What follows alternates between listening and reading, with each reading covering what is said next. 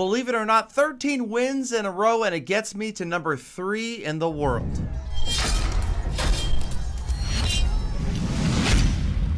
What is going on, fellow fans of Clash of Clans? It is your host, Galadon, back from E3, and apparently I got back a day or two before my voice, trying to get it back right now. Now, while I was gone, we did have a pretty strong tear through the leaderboards right at the end of the season. We're taking a look at the US and then global right here, just cracking 4,000, and this was the end of the very first official season of the Builder Village, so a lot of unknowns right around the corner. We are going to take a quick look at some of these replays, and now you'll notice that sometimes it's better to be lucky than good. Alright, I will admit that not every attack right here, or every battle, had a fantastic outcome. Now, usually 75% or above could be pretty good for a win at this trophy range right now.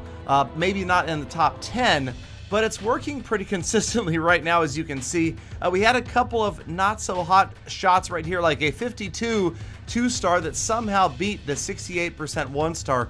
But we're going to take a look at some of these replays because I've been using lots of different attack styles. Now that right there, using the battle machine's charge on the outside of the base, it's because he gets those 3 powered shots. We'll talk about that in a future episode, but for now, he's working his way, trying to get through that wall, trying to get to the Builder's Hall, and you can see I've got the dragons and the minions down.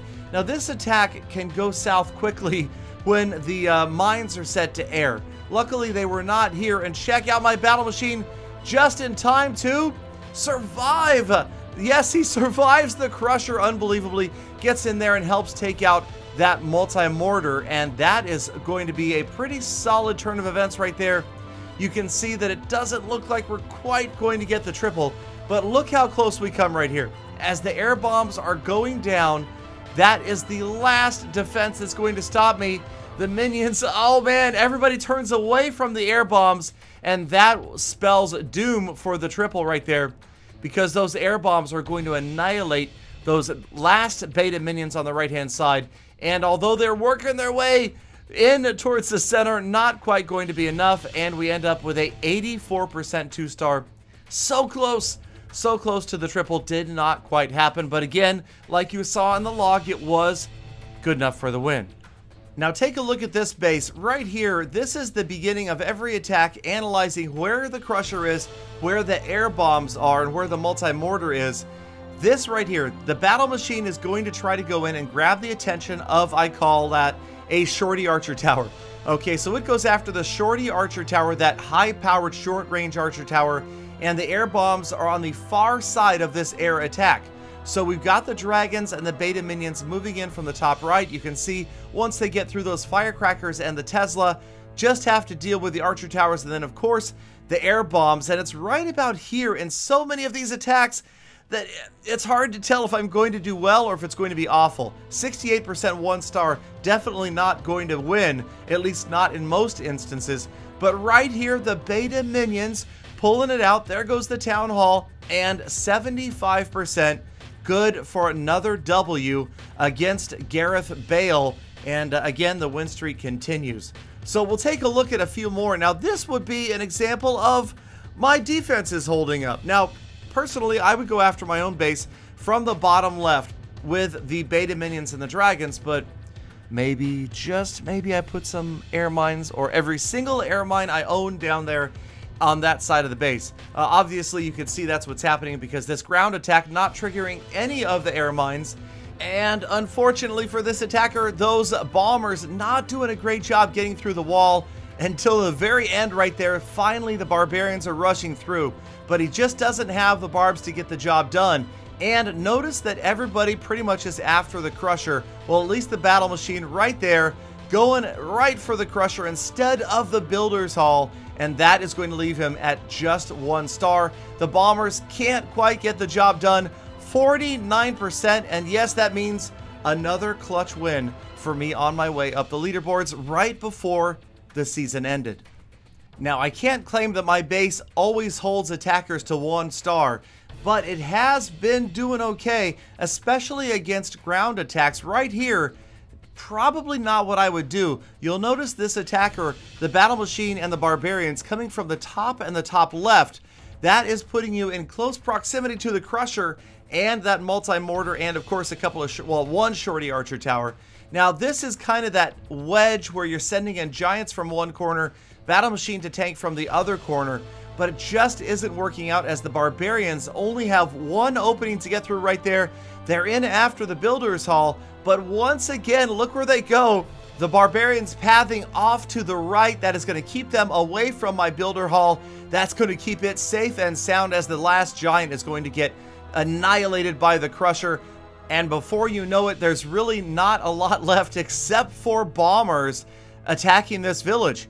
And despite the fact that they are able to pick off a couple more structures, not going to happen for the builder's hall, and we survive 68% 1 star. And I believe facing that guy, I only had like a 50-something% 2 star, but 2 is better than 1. Got the job done. All right, we're going to take a look at another defense of my village. This time, this attacker starts off with a pretty good move right here. I like this. Bomber out by itself, out of range of everybody, kind of working on getting an opening and access for the rest of the bombers to get through my outer layer of walls. So the barbarian at the top of the screen probably trying to trigger any sort of... Oh, actually, no, that was the barb that came from my hidden camp at the very, very top of the map. Okay, so that barb's down.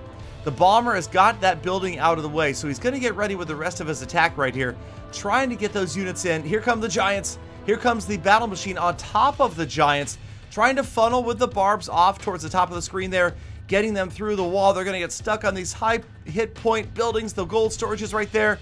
The funnel works. The bombers get the wall open, but look at all the damage everybody has taken from the multi-mortar, just annihilating everybody. Now, he did get the builder's hall down, but you can see the battle machine goes right to work on the crusher, but a 1v1 outcome, not good for the battle machine. Crusher wins again, and one more time, time counting down, 55% 2 star, almost never enough to grab a win on the global top 200.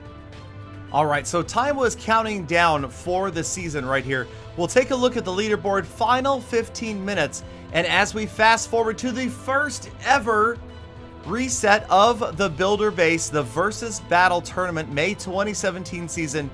Here you can see things kind of hung up for a little bit, wondering what's going to happen. Now, the cool thing was that everybody above 4,000 reset to 4,000. So I finished my season at 4,001 trophies. So I lost 1 trophy when I reset.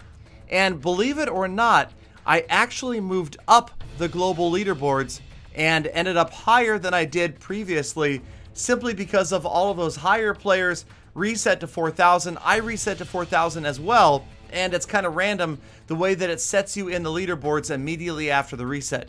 So it took a while. We finally got through it. We get to the leaderboards, and here we go.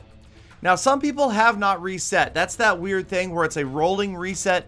Not every single player will reset immediately, so Rezco obviously not at 4309 as the season has just reset.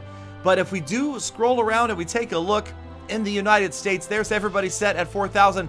I am 20th, up 38 slots in the US, and we go to the global leaderboards, and here we go.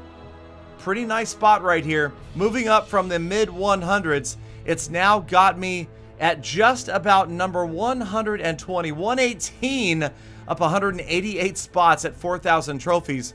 So what I did right there, I pushed as hard as I could. Turns out I was able to grab 3 more wins in a row, you guys. 3 wins in a row right at the outset of the new season. So I pushed up from 4,000, and there we go. You can see it right here. All-time best 4,001. Current setup 4,000 and 295 versus battles wins.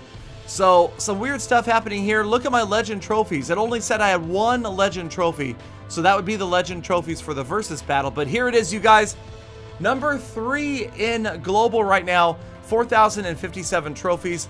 I will be pushing higher this season, trying to crack 42, 43, or maybe even 4,400 trophies, it remains to be seen. All right, you guys, but let me know. I want to know what you guys want and need to see as far as coming videos to this channel. Let me know down below in the comments. You know that this is a viewer driven. You guys are the hashtag GalaFam, and I appreciate every last one of your comments and your time. Have a great day. See you tomorrow. And what else? Oh yeah, full attack.